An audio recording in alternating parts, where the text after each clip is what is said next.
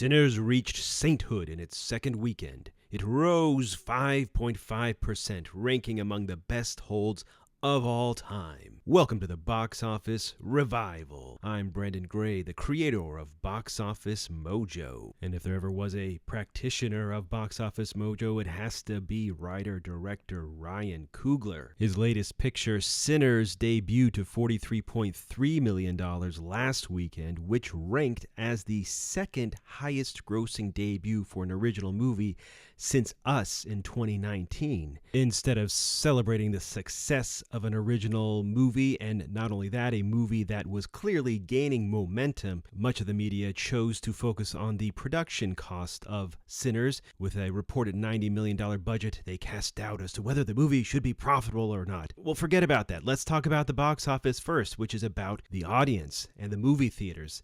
They're happy with the picture no matter how much it cost. And that was reflected in the second weekend for Sinners. It rose 5.5%, bringing in $45.7 million for the weekend ending April 27th, 2025. In a separate video, I will give the full context of just how amazing that second weekend was. But suffice it to say, this may be the best hold since 1995 for a major release, and easily the best non-holiday hold for a movie that opened to over $40 million.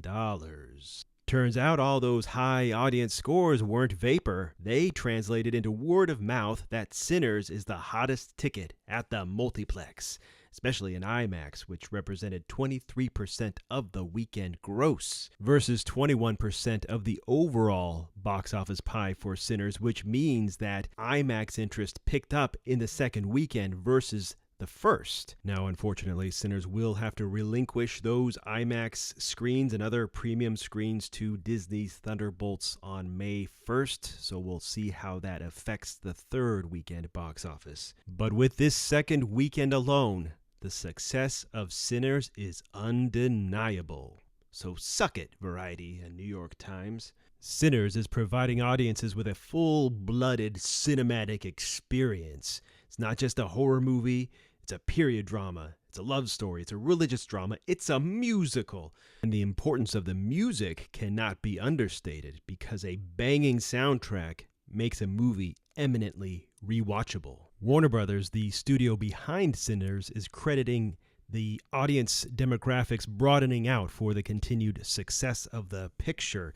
For instance, in the first weekend, 56% of the audience was male, but in the second weekend, that broadened out to 50-50, an even split between male and female. And for those who care about the ethnic demographics, Warner Brothers points out a broadening out there as well. For the second weekend, the audience was 39% white versus 35% white last weekend. And it was 35% black this weekend versus 38% black last weekend. And the picture continues to over-index in the South, where it also happens to be set. As for the rest of the weekend, overall business more than doubled the same weekend last year when Challengers led. And this was the biggest end of April weekend since 2019. And this was the first time since early August 2023 that we've had 4 movies grossing over $20 million in a single weekend. Back then it was Barbie, Meg to the Trench, Oppenheimer, and Teenage Mutant Ninja Turtles Mutant Mayhem. This weekend we had Sinners, a Minecraft movie, Star Wars Episode 3, Revenge of the Sith, and The Accountant 2. It was a photo finish for those latter 3 pictures, but a Minecraft movie prevailed. Holding on to the number 2 spot, it was down 44% to $22.7 million. The only potential downside here is that the gulf between Minecraft and the Super Mario Bros. Movie only widened. So Minecraft is sitting at about $380 million now, whereas Mario had over $490 million at the same point. Now, technically, Disney jumped the gun with their 25th anniversary re-release of Revenge of the Sith. The actual anniversary is on May 19th. Nonetheless, Revenge of the Sith posted $22.1 million over the weekend proper. It's a 1-week engagement before Thunderbolts comes out, so there was a sense of urgency here for roughly 2 to 2.5 million Star Wars fans. This does rate as one of the highest grossing debuts ever for a re-release, dwarfing the $8.7 million that The Phantom Menace made on its 25th anniversary last year. Although Phantom Menace did have a sizable 3D re-release back in 2012 where it debuted at $22.5 million. But of course, Star Wars Special Edition from 1997 holds the record for biggest debut for a re-release. Back in the day, it did $35.9 million without adjusting for inflation. So if you do adjust for ticket price inflation, that's the equivalent of roughly $90 million today, if not more. And similar story with Empire Strikes Back and Return of the Jedi. Both of those also had bigger openings than Revenge of the Sith if you adjust. But props to Revenge of the Sith. It's not a special edition like those were, and it's 2025. Revenge of the Sith is readily available at your fingertips, whether on Disney Plus, on digital, on disc, etc. And yet, still a lot of people wanted to see it on the big screen, perhaps many for the first time. According to the demographic breakdown, the largest age bracket was 18 to 34 years old at 74%. Nearly 3/4 of the audience was between the ages of 18 and 34. And because Revenge of the Sith is a one-week engagement, that lent it a greater sense of urgency, made it even more of a special event. Just missing the April 15th tax deadline, The Accountant 2 debuted in 4th place with about $22 million. This action sequel arrives nearly 9 years after the first Accountant opened to $23.4 million in 2016. If you adjust for ticket price inflation, that would be the equivalent of over $30 million today. The Accountant 2 was sold mostly on the relationship between Ben Affleck and Jon Bernthal, and it played to the olds. The largest demographic reportedly was 55 and up at 27%. Rounding out the top 5 was Until Dawn, getting lost in the shuffle. This horror video game adaptation only did $7 million for its debut, which is on the low end for the genre, but this movie was made by Sony Pictures, and they have a great deal with Netflix, so perhaps it will find an audience down the road. And here's the rest of the top 10. King of Kings coming in at number 6. Because Easter is over, so is this movie. It was down 76% to $4.2 million, bringing its total to nearly $55 million. Then you got The Amateur and Warfare continuing their tepid runs. But at number 9, you have The Legend of Ochi in its nationwide debut from A24, totally tanking, doing just $1.4 million.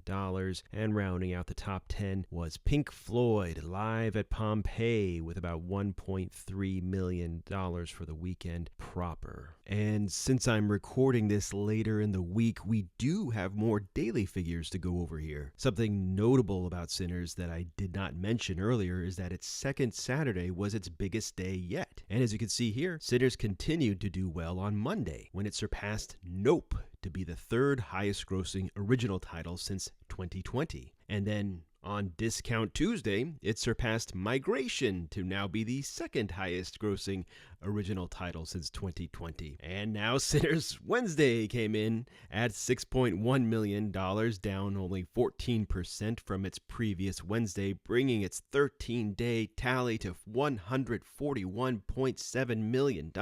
And by Friday or Saturday, that means Sinners will surpass Elemental's $154 million total to become the highest grossing original title since 2020. And I'm not finished yet. On top of all of that, Sinners is now the highest grossing live-action vampire movie since the Twilight Saga wrapped up back in 2012. Sinners has so much momentum that if it takes any kind of significant tumble in its third weekend, it would mostly be because it's losing its IMAX and premium screens to Thunderbolts. Disney gets to monopolize those screens for a couple of weeks, but it was just announced that Warner Brothers will We'll get Sinners back on some IMAX screens starting May 15th, because that's when Warner Brothers gets to take over those IMAX slots from Disney. And this just in, we've got some Thursday numbers here, and in the face of Thunderbolts, Sinners was only down 17% from last Thursday.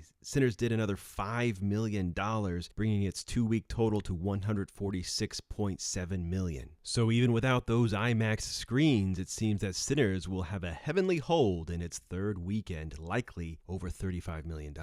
Thanks mostly to Sinners and a Minecraft movie, 2025 has pulled 12% ahead of 2024 at the same point. It's been a banger of an April, coming off what was the worst March ever, basically. But business still trails 2023 and, of course, 2019 and previous years. A Minecraft movie is far and away the biggest Hollywood release of the year, holding at number 1. Captain America: Brave New World is still number 2 with just over $200 million, but Sinners will ultimately outgross Captain America. And for what it's worth, The Accountant 2 will ultimately be the top dog in the action sector. It will soon surpass The Amateur, Den of Thieves, Pantera, and A Working Man. So take that, Statham. Worldwide is where the naysayers have a point. Sinners' worldwide tally through Sunday was $163 million, only about $40 million of that coming from international. So the domestic to international ratio has been running about 3-1. For perspective, Once Upon a Time in Hollywood, which many have compared Sinners to while retorting Variety and New York Times' sour takes, well, that Quentin Tarantino picture made nearly $400 million worldwide, 64% of that sum coming from international. For Sinners, the foreign cut is about 24%. But even though Sinners is less impressive internationally, it still held well, down only 14% in holdover markets over the weekend. But despite those strong holds for Sinners, a Minecraft movie still maintained the top spot, doing over $60 million worldwide versus roughly $59 for Sinners. Minecraft just opened in Japan and South Korea, so it has now officially played everywhere. Its global tally rose above the $800 million mark. So now the question is, does it have enough gas in the tank to get to $1 billion? It's looking less likely at this juncture, but it will easily get into the $900 million range. As will Revenge of the Sith, thanks to this re-release. It was third with over $42 million globally this weekend, followed by The Accountant 2 with over $38 million, and Until Dawn rounded out the top 5 with over $18 million. And that's a wrap for our box office report for the weekend ending April 27th, 2025. If you're looking for more of that objective perspective on the movies and the box office, please like this video if you liked it and subscribe to the Box Office Revival. Thank you for watching.